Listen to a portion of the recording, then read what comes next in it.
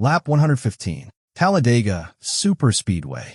The start of Stage 2 at the Jack Links 500. Bubba Wallace is leading the field, a rare moment of prominence in what has been a season full of frustration. Then, in an instant, contact from Ross Chastain sends the number 23 Toyota sideways. The car loses control directly in front of the pack. Seconds later, race announcers are screaming. They're all wrecking. This is the big one. That's the whole field. And then, it's a parking lot down here. One driver, two massive crashes, 0 wins, and a teammate who just won't stop. This is Bubba Wallace's 2026 nightmare, and it might not be over yet. To understand where Bubba Wallace stands right now, you first need to understand the team he races. 2311 Racing is Michael Jordan's NASCAR outfit, one of the most talked about ownership stories in the sport. It fields multiple cars, attracts major sponsorships, and in 2026, it has become one of the most dominant forces in the entire NASCAR Cup Series. The reason for that dominance has one name, Tyler Reddick. In the first 10 races of the 2026 season, Reddick picked up 5 wins and took the lead in the Cup Series stand. That is a historic pace by any measure. He won at Kansas in overtime. He's won 5 times before most teams have figured out their pit strategy rotations. Michael Jordan himself, watching from the pit box at Kansas, was left nearly speechless. This kid is on fire. I don't really know what to say. I don't know if I can cool him down. He's unbelievable. Now, place Bubba Wallace next to them. Same team, same manufacturer, same resources, and yet 0 wins. Wallace has posted multiple top 10 finishes, including results at Echo Park Speedway, Phoenix, Las Vegas, and a 5th-place finish at Kansas where he made his 300th career start. He currently sits 12th in the Cup Series standing. He is competitive. He is consistent, but in the shadow of Reddick's historic run, the contrast is impossible to ignore. Wallace himself acknowledged the weight of the moment when he said, "Man, when is it our turn?" That one sentence tells you everything about where he stands. Not bitter, not broken, but quietly hungry and waiting for a breakthrough that keeps not coming. April 26th, 2026. Talladega Superspeedway. The Jack Links 500. Through the first stage, Wallace had been running competitively, positioning himself at the front of the field. When Stage 2 began on lap 115, Wallace held the lead. He jumped to the middle lane and received contact from Ross Chastain at the end of the backstretch. The number 23 Toyota instantly became unstable, snapping sideways and careening directly into the path of the 3-wide pack behind him. What followed was one of the largest crashes in NASCAR Cup Series history. A total of 26 to 27 cars were collected in the wreck, depending on the count. When the dust finally cleared, cars were stopped everywhere, on pit road, against the wall, sideways in the grass. The list of drivers who didn't make it to the finish reads like a who's who of the sport. Kyle Larson, Ryan Blaney, Joey Logano, Tyler Reddick, William Byron, Kyle Busch, Denny Hamlin, Austin Cindric, Brad Keselowski, Daniel Suarez, Chase Briscoe. Only 4 cars, Chris Buescher, Ross Chastain, Michael McDowell, and Christopher Bell, escaped with no damage. What made the moment even eerier was NASCAR Hall of Famer Richard Childress. Watching the race from his vantage point, Childress said, "They're going to pile them up here in a minute," and then, seconds after the wreck erupted, simply added, "Yup." In terms of scale, the crash fell just short of the 2024 Yellowwood 500 at Talladega, which collected 28 cars and was briefly labeled the largest Cup crash in history. The all-time record across all NASCAR series remains a 2002 Busch Series race at Talladega, 31 cars involved. This one came close. The immediate reaction from Wallace on his team radio was direct. He told his crew, "He wrecked me," referring to Chastain. But by the time Wallace was released from the infield care center, made his way to the Fox Sports broadcast, he had shifted his tone entirely. "Got wrecked there, unfortunately," he said.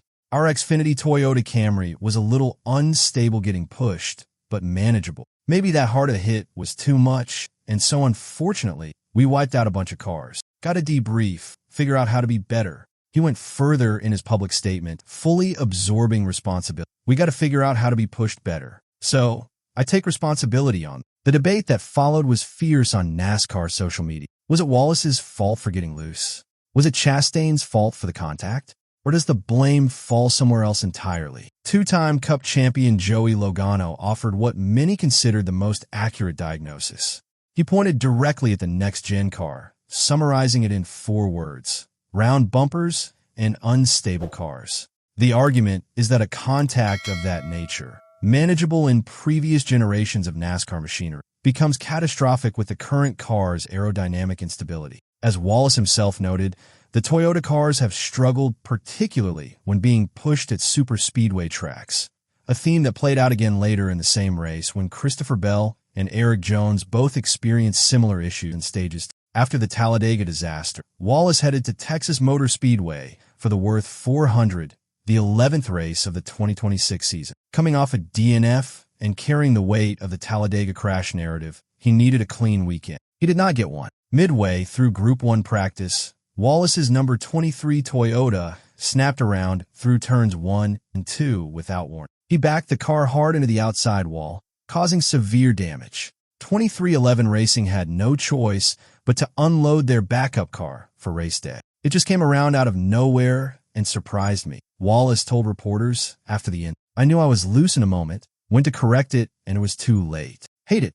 Thought we had some decent speed. Just a long Saturday that's going to make for a good Sunday. Because of the crash, Wallace was unable to participate in qualifying and was sent to the rear of the field, starting 37th, dead last. Austin Dillon of Richard Childress Racing joined him at the back after his engine failed during practice, making them the only 2 cars in the. On top of the grid position issue, Wallace also drew a poor pit stall, stripping his team of track position strategy. Critical at a 1.5-mile oval like Texas, where pit road execution often decides outcome. We're starting at the back. No good pit stall.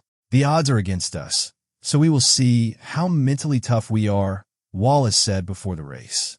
Despite the obstacles, he retained his characteristic resilience. I haven't crashed in practice in quite some time. The positive of that is I pushed the limits, found the limit, and it won't happen again. Sunday's Worth 400 was ultimately won by Chase Elliott in the number 9 Hendrick Motorsports Chevrolet, with Denny Hamlin finishing second. Their second consecutive 1-2 finish together. It was Elliott's second Cup win of the 2026 season, joining Reddick as the only drivers with multiple wins through 11 races. The Texas weekend also produced a separate controversy that lingered into the following week. Kyle Busch was involved in an on-track incident at Texas that drew calls from fans and media for a NASCAR suspension. Adding fuel to that fire, Bubba Wallace's spotter raised eyebrows publicly, stating, "It looked pretty intentional," a remark that suggested the incident was not accidental and one that kept the story alive well into the week after the. In the middle of all this turbulence, Wallace also found himself looking backward, revisiting one of the most consequential decisions. Before he ever made it to the NASCAR Cup Series full-time, Wallace was faced with a fork in the road. He could accept a 7-race deal with Joe Gibbs Racing in the Xfinity Series. Limited starts, but with one of the most powerful Toyota programs in all of NASCAR. Or he could sign with Roush Fenway Racing for a full-time Xfinity ride. He chose Roush. Looking back now, he doesn't sugarcoat the decision. The first thing that came to mind was not go to Roush, Wallace admitted. At Roush in 2015, he produced consistent results. A 3rd-place finish at Chicagoland, a 5th at Charlotte, and multiple top 10 finishes across a 33-race campaign. By 2017, he opened the season with 5 straight top 6 finishes before the partnership unraveled mid-season due to sponsorship issues. That sequence of events ultimately positioned him as the replacement for Aric Almirola at Richard Petty Motorsports after Almirola suffered a back injury in 2017. The alternative, the JGR path, ran directly through the Toyota pipeline that was deeply invested in another young driver at the. Who knows? Because they were really hell-bent on Erik Jones, Wallace said to The Athletic. That's the core of the what-if. Had he taken the 7 JGR races, maybe he develops inside Toyota's ecosystem. Maybe he gets different opportunities. Maybe the ceiling was higher. Or maybe the Roush stint, with all its imperfections, was exactly what delivered the phone call from Richard Petty Motorsports when Almirola got hurt. And that call is what put Wallace on the map. The story came full circle in 2021, when Wallace joined 23XI Racing and returned to the Toyota family, where he is, by his own admission, finding the most individual and team success of his career. Since joining Michael Jordan's operation, he has collected 3 Cup Series wins: Talladega in 2021, Kansas in 2022, and the Brickyard 400 in 2025. The Advent Health 400 at Kansas Speedway provided the clearest snapshot yet of where Wallace and Reddick stand relative to each other in 2026.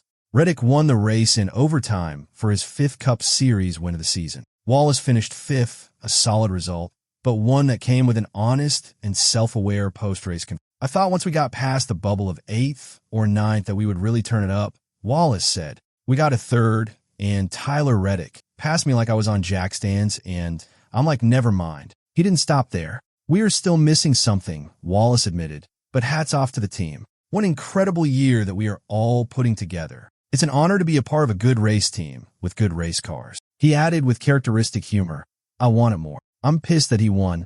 I'm getting tired of it. He was quick to clarify he was joking, but the underlying truth is real. There is a gap. He can feel it. He knows it, and he can't quite identify what's causing it. Michael Jordan was effusive about Reddick after Kansas, and the language he used made the dynamic explicit.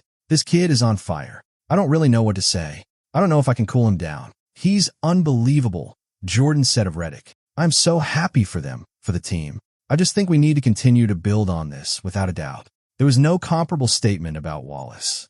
That's not an accusation. It's just the reality of a season where one driver has been historic and the other has been quietly competitive. The psychological dimension of that is real in NASCAR. Sharing a garage with a teammate on a 5-win pace while you're searching for your first victory of the year is a test that few outsiders fully appreciate. Wallace's response to that test has been measured and professional. I've had no, man, why him, he said. It's just like, man, when is it our turn?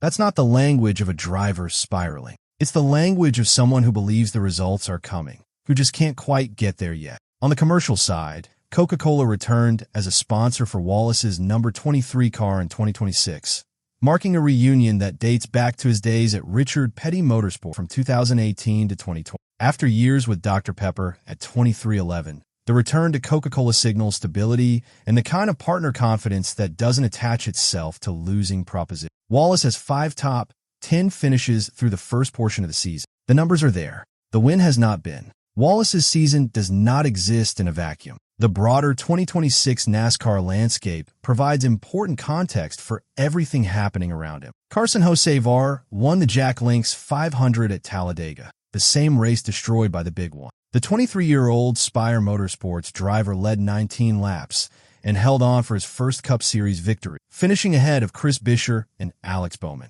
His celebration after the win drew attention from NASCAR itself. Bold, loud, and unapologetically. Whether Hocevar can build on that win and establish himself as a new face of the sport remains an open question, but the momentum is real. The week of the Talladega race also brought a significant off-track development. Jim France announced he was stepping down as NASCAR CEO. France, who is 81, handed the reins to Steve O'Donnell, who, along with Ben Kennedy, has been effectively running the sport operationally. The transition was not unexpected, but it marked a formal changing of the guard at the top of NASCAR's leadership structure. One of the most persistent debates O'Donnell will inherit is the next-gen car controversy, which the Talladega Big One reignited. Joey Logano's assessment, round bumpers and unstable cars, echoed sentiment that has been building among drivers and fans for years. The car was built for parity. At super speedways, the trade-off has been racing that is difficult to manage and prone to mass carnage. The argument that a minor contact should not trigger a 26-car pileup is difficult to dismiss when you watch the footage. Dale Earnhardt Jr. also weighed in around this, commenting that NASCAR drivers keep breaking what he called the unwritten code, the informal rules that govern how drivers treat each other on track. It's a conversation that connects directly to the Talladega crash and the ongoing tension in the garage about what is acceptable racing contact versus recklessness.